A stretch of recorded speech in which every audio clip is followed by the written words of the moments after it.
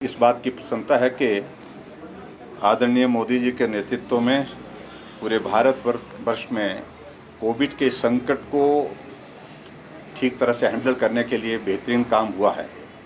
और उसके साथ साथ में जो कोविड के कारण जो हमारी आर्थिकी प्रभावित हुई है, हर एक वर्ग की किसी न किसी तरह से पैकेज दे करके, किसी न किसी तरह से मदद का कोई रास्ता निकाल करके मदद करने की कोशिशें हुई हैं। और उसमें एक पहल जो है, मुझे लगता है कि जो पिछले कल घोषणा हुई है हमारे केंद्रीय वित्त मंत्री के साथ जो है वो वित्त राज्य मंत्री दोनों ने उसकी घोषणा की।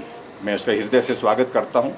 और लगभग पूरे देश भर के लिए 6,29,000 करोड़ रुपए की एक बहुत बड़ी एक पैकेज की जो अनाउंसमेंट हुई है, जिसका पूरे देश भर में अभिनंदन हुआ है, स्वागत हुआ है।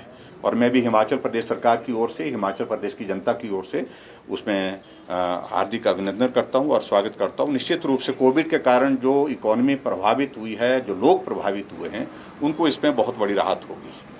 इसमें 2-3 चीज़ों का मैं जिक्र जरूर करना चाहूँगा पर्टिकुलरली। उसमें एक तो सबसे बड़ी बात है कि जो हेल्थ सेक्टर में जो 50,000 करोड़ रुपए की जो बुनियादी ढांचे को स्ट्रेंथन करने के लिए, मजबूत करने के लिए इसमें इस पैकेज के माध्यम से जो घोषणा हुई है, वो एक बहुत सराहनीय कदम है। सबसे बड़ी बात है कि कोविड को हैंडल करने, क्योंकि सेकंड फेज़ का कोविड का ये दौर अभी जो चला हुआ है, लगभग लगता है कि अब समाप्त होने वाला भी है।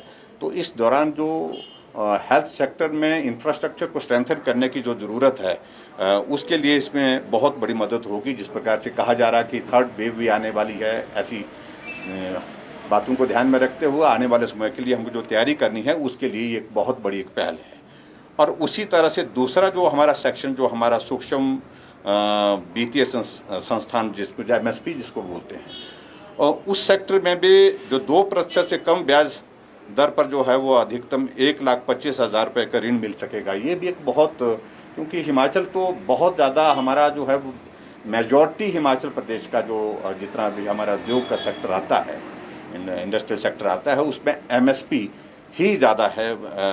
उसमें उस दृष्टि से मैं समझता हूँ कि ये भी एक बहुत बड़ी मदद हिमाचल प्रदेश के लिए हमारे लिए इसमें होगी।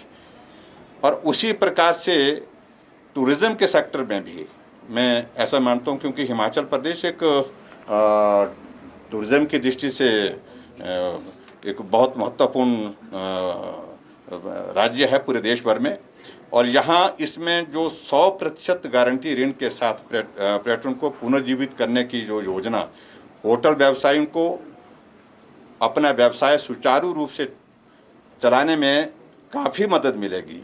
और उसमें 11,000 से अधिक जो पंजीकृत पर्यटक, गाइड, यात्रा और पर्यटन हितधारकों को वित्तीय सहायता से भी युवाओं को स्वरोजगार का जो है वो एक रास्ता खुलेगा।